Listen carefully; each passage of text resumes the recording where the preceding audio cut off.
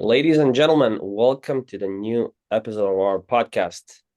Today we have a special guest, Mr. Dylan Vergara, aka Serial Sales. Boom. Dylan, welcome. Thank Boom. you, Nice man. stuff. Thanks. Where are you Thanks for calling from having me on. today? I'm in beautiful, sunny Austin, Texas. Check this out. Ooh, that's a nice view. Yeah, not too hot yet. Ah, nice, nice. Do you stay the whole summer in Austin or do you go somewhere? Yeah, man, I'm a Texas guy. Like I'm not a huge traveling. Like I'll take a weekend, but I like the heat. Uh, all the heat. So all the smoke. Uh, Yeah. yeah, a lot of people from remote high ticket industry, they like that nomadic stuff. How come that's not your jam? Because I was born pretty much in a place that people go to. Like a lot of people move from the US or like other parts of the US south to Texas or Florida. And I was just born here and I've visited other places and I don't know, my family's all here. I now have a fiance and a dog, so like I'm not just a young, solo guy that can get up and leave whenever I need to. But yeah, man, it's a good place to be. Definitely. Tell me, first of all, how did you know that sales was your thing? Like, when did that happen? When I was forced to go to college, I say forced, but when I was going to college, my dad's military, so I had some tuition covered from that. It wasn't really an option if I was going to go. And I was like, how do I make as much money as possible without going into debt or without being in school for 8 years? Like what can I do that's in demand? And I ended up getting into construction science, which led me into roofing sales. Um, I took estimating courses, and estimating was how you sell roofs. Um, but yeah, I was like, dude, I could be a doctor, I could be a lawyer, I could be an engineer, I could, I don't know, climb the corporate ladder for 15 years to maybe make 150, 200K a year, or just sell stuff. And I'm not a natural salesperson, so I really like saw that as the path and how to get out of the comfort zone for sure. And how did you get good at sales, aside from obviously experience door knocking? Ooh. You know what happened is when I was in my first I was door to door roofing sales job. I was shadowing the top sales rep of the company, and we went in somebody's house one time with a roofing sales estimate. We're the most reputable company in this. Like, there's no reason this should have been happening. We're the most reputable company in the city, and he's at their dinner table, like shaking, like nervous, presenting this. And I knew this guy was making $100,000 per year, and I was like, dude, if he can make $100,000 per year and be nervous as shit at this person's dinner table, like I could at least make 80, you know? Um, so that gave me the confidence to just do it, even though it wasn't going to be perfect. And eventually I caught my groove a little bit. And then the commission check started rolling in. I just got addicted, to be honest. Nice. Any mentors, any books that shaped your style? Um, in the roofing sales job, it was just the owner of the company. Guy was like college dropout, definition of got it out of the mud, built this multi-million-dollar company just with grit, man. Like not a salesperson, he's blue collar. And so that really, helped shape the foundation. And then when I got into the online space, I took a lot of sales trainings. I paid for a lot. I got some others through like sales teams that I was on. But man, I fall back to um at a fundamental level, like a lot of what Hormozy says, just like a pretty logical sale. And then I do like Cole Gordon stuff a lot, but I'm not some of the Cole Gordon stuff, in my opinion, pushes a little in a way that I don't like. I'm not quite NEPQ styled. I'm not quite like emotional like that, but more on the logical and then striking that emotional when needed. B2B, huh? A good amount, yeah. Or like selling to more like sophisticated people versus entry level. Yeah, the bigger the ticket, the more sophisticated they are. And tell me, like, you working in door to door, how did that remote jump happen? Door to door. Oh, I was making great money, but there's two things that I didn't like about it. One, it was South Texas, super hot. Yeah. So it was just like labor intensive. I was driving around. I'm from San Antonio, which is I don't know if it's a top 10 largest city in the US. If I think it's number 9. It's a big city. There's like nearly 1.5 million people that live here. Um, and I'm driving all around towns, so much of my day being eaten up just by driving to these appointments. I was like, if I can do this Mhm. with this number of appointments, like what could I do if I'm just like Zoom calls, you know? So that was one thing, is just like it was labor intensive and I knew it could be more efficient. And then the other thing was it was it was dangerous. So in order for me to like create estimates for these roofs, like I would have to get on 20, 30-year-old roofs. I had fallen through one time, stepped through, and luckily I didn't go all the way through, but like whole leg went through, landed on my ass on the roof, and I had slid down some really close calls, and I was like, man, I gotta get out sooner rather than later. So those are the two things.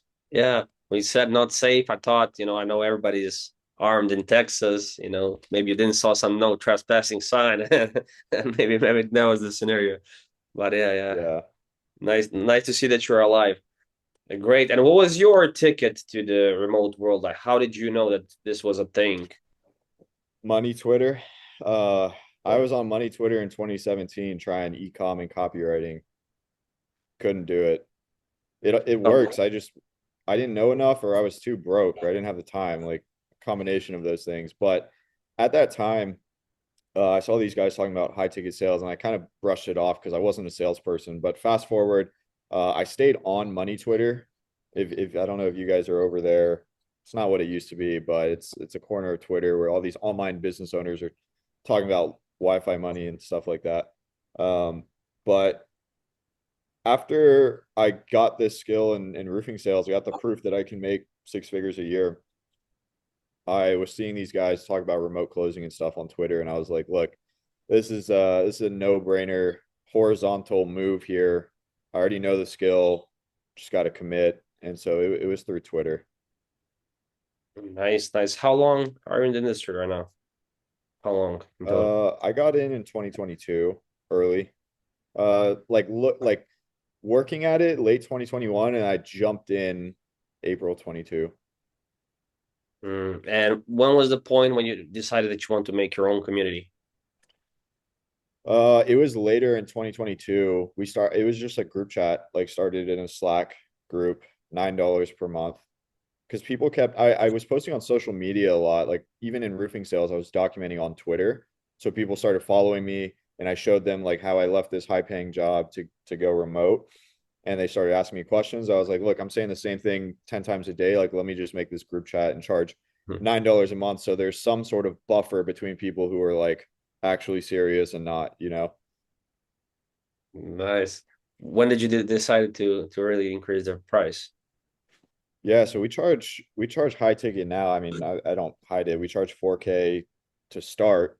Um, but man, like we did the low ticket subscription for a year and a half. We did $9 a month, then we went to 19, 27, 36, 47. We started charging one time for it. The product has gotten better and better and better, but we did 500 lifetime. Then we went to like more of a hybrid, like instead of a community to like more of a service with me. We started doing like 1,500, 2,000, and then we just like brought all of it together and just went high ticket with it. And when we went high ticket was mid it was like end of 2023. So it was like a year of low ticket. Mm. And I'm part of a lot of communities and masterminds. Like, how come that you have so successful community? Like, what's your secret? Uh Good product. Like all the marketing is like 99% of the marketing is what is happening inside the community. So it's I'm actually fighting that right now because I'm trying to make it better, and I don't think school is very conducive for um, high engagement community. I'm looking at other platforms right now. But yeah, man, I mean, just like getting to know the people, I'll say that's one thing that every single person in there, um, I mean, as long as they keep us posted, like I know them, I know where they're coming from, I know what they're looking for, I know what they're up to. Um, and I have communication with like every single person in there. Nice. Let's say you were to go back in time to start remote closing, from scratch. What would be your game plan to really be successful? Remote closing from scratch. I'm like, I say this all the time. I'm not trying to sell a community, but like getting around the right people, like being in your group, being in all the groups that you can be in that are, high quality is the number one thing. I was just talking about this on a podcast, but like if you look at what it takes to get hired in a remote sales role, setter or closer, the very first thing at this application funnel, like literally think of it as a funnel. The very first thing is how fast are you to apply? Are you the first person or are you the last person? Because the first person gets considered 100 times more than the last person. And if you don't get in front of these jobs before everybody else, none of the other stuff matters. Your resume, I mean, I say none of it matters. It hardly matters. Your resume, your interview, all that stuff. Timing is the big thing. So community, like group chats, whether it's paid or free, I personally just stand behind the paid stuff because look, the more it costs, the more serious the people are in there, you know? 100%. Great stuff. Uh, any books, any habits, any tips or tricks that you want to share that you think really, really helped you along the way? Um, Trying to get that core group of guys. So instead of like I just talked about bigger community, like man, get on a first name basis. I call this the two circles. You want to get on a first name basis with two groups of people, ideally five in each group. A group of guys who you're on a first name basis with that are right there with you, pushing through the mud, looking for their first job, with sending out applications. Get on a first name basis with five guys like that, because you never know when this guy sends out 100 applications, he accepts a job, but has all these leftover openings. He's going to toss them to you because y'all are boys. So that's the first thing. First circle, get the group around you that's with you, and then the next thing is like get a group of guys that are ahead of you, and the value that you bring to that group is going to be different because you don't have the experience yet. But again, first name basis, get that group that's already doing this. That's where you want to be, um, and that's that's what I did. Social media helps a lot with it. Um, Besides that, man, posting on social media, like that, I'll go into that. My whole thing before I ever considered quitting my job is I started posting on social media because I knew that by having an audience or even 100, 200 people in this niche, and I was posting content, I would drive opportunity to me and I would drive connections to me. It's like a magnet for the people that you want around you if you actually know what you're talking about. So tight network, not the big community network, but like tight network, social media. And I talk about this a lot. This is the last thing I'll make this short. Not sales training, man. Like sales training, Uh, if your job is to get or if your goal is to get a job, I don't care if you went through 10 hours of role play or 100 hours of role play.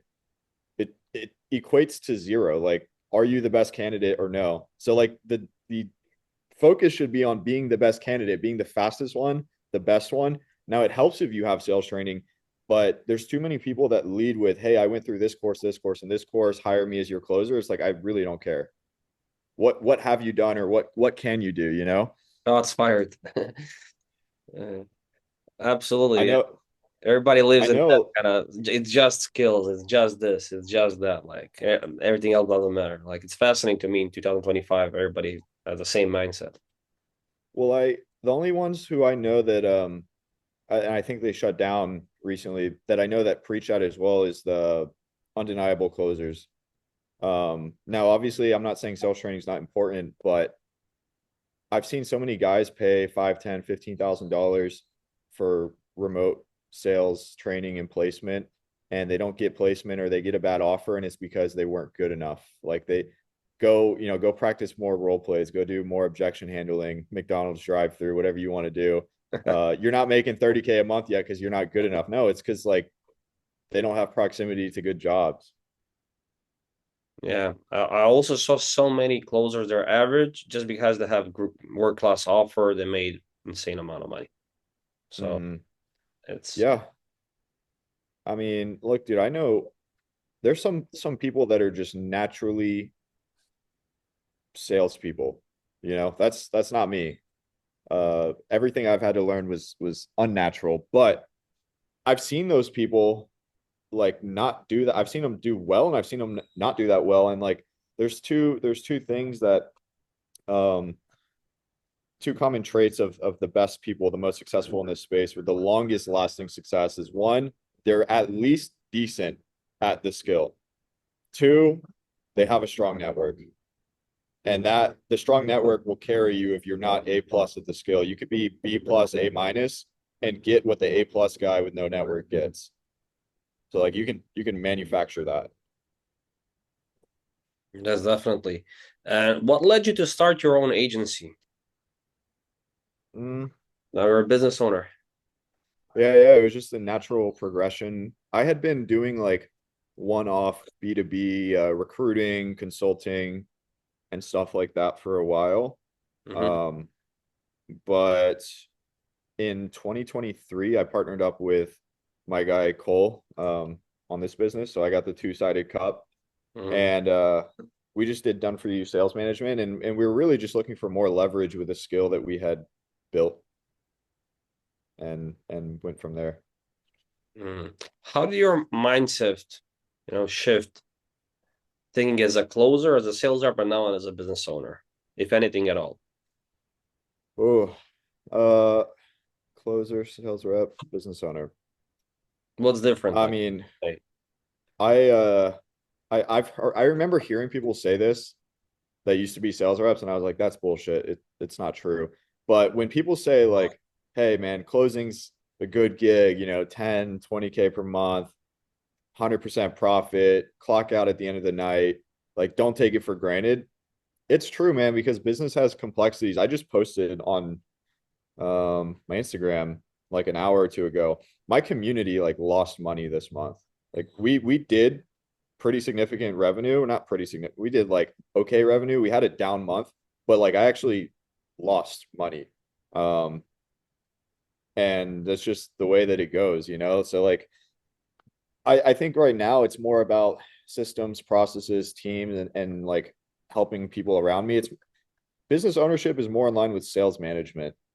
Like you got to make the people around you better, and you got to be obsessive over data and tracking and getting better. Closing, you can just be a loose cannon, be a workhorse, and will your way to 10, 20K per month.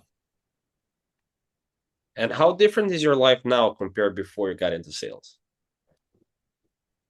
Night and day, man. I used to deliver packages for Amazon when I was in college. This was like 4.5 years ago. Um, I mean, yeah, dude, my entire life is because I made the decision to get into sales and not quit. Like I've been able to like move to a new city, buy nice things, give my fiance hasn't worked. She actually just started working because she got bored, but like she didn't work for 2 years, and like she had the luxury to do that because I got into sales and figured it out. Nice. And if you could go back in time, what would you tell that 23rd, 23-year-old Dylan? Get into sales sooner. I just wrote about this as well. Get into sales sooner and like uh don't doubt that don't doubt if this is the path or not, because it is. And it doesn't matter what your personality's like. Um, the best salespeople just ultimately have conviction in themselves and their product. Doesn't matter if you're an introvert, extrovert, any of that. Do you have conviction, and can you articulate that to someone who is interested? Mm, interesting. And what are the core habits that have helped you succeed in this industry? What would you say? As a closer? Yeah, generally, yeah. Um, dude, I mean, it's a little bit different today because I have a little bit more leverage over my time, but man, over the last 2.5 years, I know for a fact I worked harder than 99% of people in this space. Like I spent more hours doing work, and that isn't always sales calls. It's not always content. It's not always, you know, one thing or the other. It's just a combination of everything. Like I've spent a lot of focused attention drive, like pushing this forward. Um, that's really it. Like I would say I'm better at certain things than others, and the things that I'm not that great at that I recognize, I just compensate with working harder, really. What is driving you to do that extra work? What's your big why? I just want to be I want to be a present. It comes down to like having kids and family, but I just want to be present for everything while simultaneously providing at a very high level. Um, so I want to go to all the sports games and the practices, and I also don't want to have to sweat, um, putting my kids through school. If they decide to go through like college or, I mean, if private school, I haven't even thought that far really, but I want optionality. I want to not be able to work. I want to be able to spend the time with my friends and family if I want to. If they're cool. Uh, yeah, I mean that's the goal for everyone, I think. And what does a typical day in your life look like compare, a few years ago? Uh, right now I'm not taking as many calls on the calendar. A few years ago, it was all calls. Like all I my most value the most valuable thing that I could offer was my time speaking with people directly. Hmm. And now like one of the most valuable things that I could offer was, this agency that I sold, or the community and the operation that is the community. Um, but now it's less about one-on-one talking to people. It's more about um creating, like running a business, like tracking everything in the business, growing the business, and then showing the people that need to see, whether they're sales agency clients or potential like sales reps who are looking for a community, showing them just how well we're running that business. Hmm. And tell me, do you prefer to work in your home setting, home office, or co-working? No, dude, I hardly work from home because I'm in a one-bedroom apartment now. I'm going to tour a two-bedroom after this, but I have a crazy Doberman puppy. And dude, the neediest dogs. If any of you guys work from home, just get a little weenie dog or something. I don't know, like don't get a big Doberman that needs to go outside all the time. That's why. But so if you didn't have a big dog, it would work from home, or Yeah, it is a little bit distracting. I don't know if any of you guys can relate here, but if there's other people there, it can be distracting. But waking up and walking 10 feet to where you're going to spend your whole day, and then clocking out, or like going to walking 5 feet to eat like twice, and then like just staying in that little radius all day long, day after day, is pretty boring. And it's pretty, like, it can get pretty not depressing, I don't think that's the right word, but monotonous maybe. So I definitely switch it up and go to co-working spaces, coffee shops, that kind of thing. and tell me, like today we have so many distractions. Like, what do you do to avoid them? I mean, obviously, to be on a level that you are right now, you need to work relentlessly and also to have tunnel vision focus. Yeah. I moved cities. I moved away from my old friends and family. That helped a lot. So I'm about an hour and a half drive away, which is enough to go back when I need to, no questions asked, but also enough to not have me going there for no reason. So I moved to this new city intentionally to like make better connections. Um, Also, underrated hack here is like if you guys are um girlfriend, you have partner, spouse, it really helps take that distraction off because I know like if I was a single guy, if I had been single this entire time, it would I foresee it being harder to do the things that I've done because your mind is like chasing all these other things, like going out, meeting new people, trying to build these relationships. Like having one person in your corner for years is really it's been beneficial to me. Nice. Guys, if you have any questions, you can raise your hand or drop it in the chat. Um, Tell me, like Dylan, are you organizing the best, if not the best, in-person sales event again this August or September? Yeah, end of September, probably Austin, Texas. We had 120 people come out last year. There was actually one that happened on the same weekend as ours in Miami with some big names, and we had more people come to ours, which was really cool. This is going to be the third year, so it's more of like community focus versus like sit in a hotel conference room and learn how to handle sales objections. We eat good food, go out, get on a boat. We do have some speakers. Like it's more of a business trip, write off, spend a fun weekend in Austin, meet these guys that are doing what you're doing. And every single year, dude, I mean, every single year, it's been 2 years, but guys walk away um, with new connections, new roles, best friends. Guys, every single year, people move to Austin after because it's a great place to be. Definitely, everybody said it's a big hub. So how can people join? How can they learn more about what you're having? I haven't posted it yet, but I would just bookmark end of September last weekend. I'll start posting about it probably in about a month or two here. I'll definitely make sure there's a good amount of um, heads up. We will sell out of tickets too. We sold out last year. We sold out. We had 100 originally, and we had to open it up. We created another tier, so we'll probably do 100, 150, and we'll have like a general admission tier as well, probably. That's a good problem to have you have so many Yeah. applicants. Mr. Justin, you have a question. Hey, then how you doing? Good morning or good afternoon, depending on I think it's Central Time over there, right? Yeah. All right.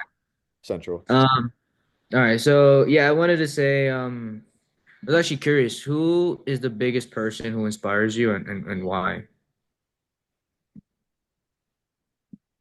Hmm.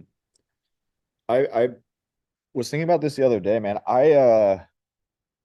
If I had to say right now, there's not one person, but what I do is I look at certain attributes of people who are like top notch at what they do, and I like pick and choose what I like about these people and try to implement that into myself. So like the person I look at for sales and business is not the person I look at for relationships or health and wellness. So I wish there was a one size fits all answer, but there's not.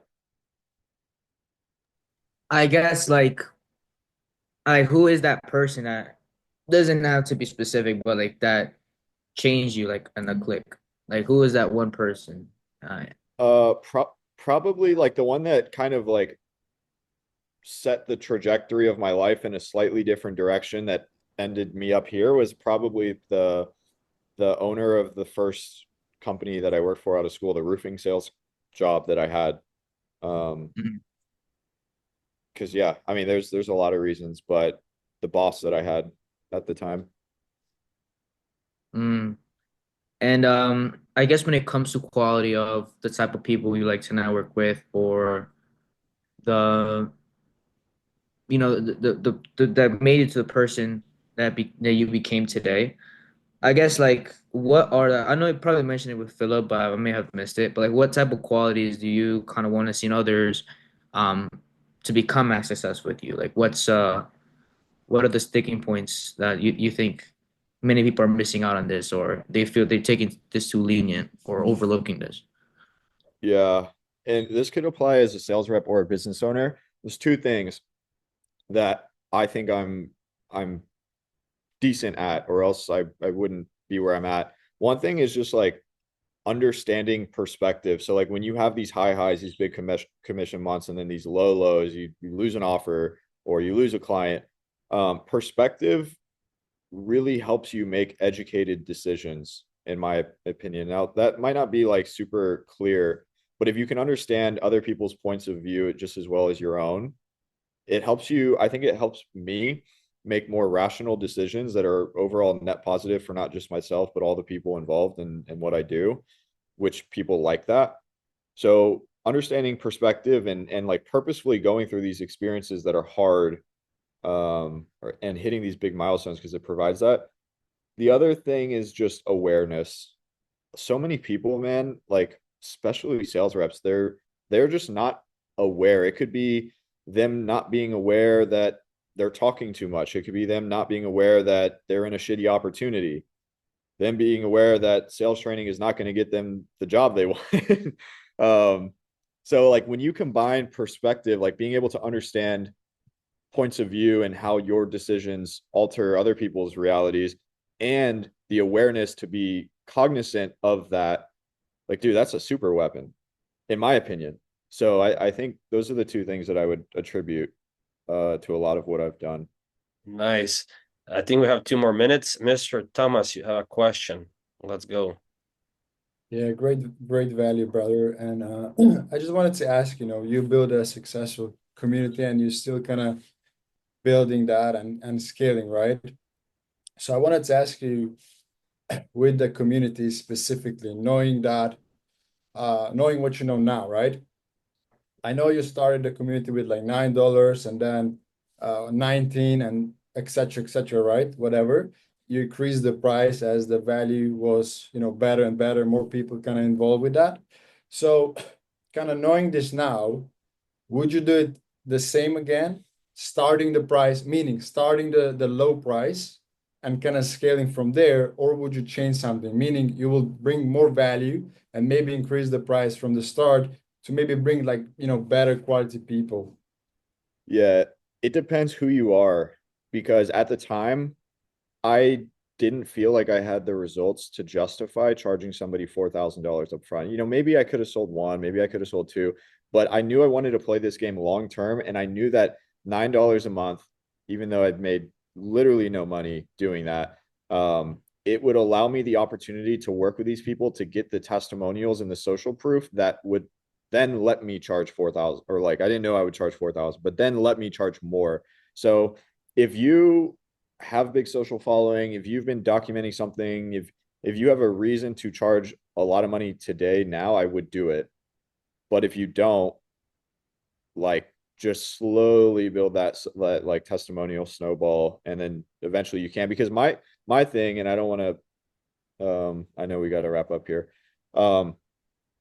I've never, like, my whole angle always has been around jobs and getting the best opportunities and being connected. It's never been sales training. And my angle has never been work with me because I can sell better than Jeremy Miner, Cole Gordon, Jordan Belfort, whoever. And so I was good at getting myself jobs, but the intention with the $9 per month group was to help other people get jobs. And then that was like over the last 3 years, like that's been the angle the whole time. So definitely make sure you have that angle. I don't know if you're looking at sales training or sales program or something else, but like be aware. Like I was aware that it would be stupid for me to run an ad and say I'm better than Jeremy Miner, don't listen to them. So yeah, that was, I mean, just some my thoughts on that, I guess. Nice. Great stuff. Guys, thank you. Dylan, thank you for your time. An amazing episode so far. For everyone that's watching this on YouTube, you can DM me and Dylan if you really want to join the cool guys. That's definitely, I'll drop the links in the bio. And until next time, take care. Happy closing. Bye-bye.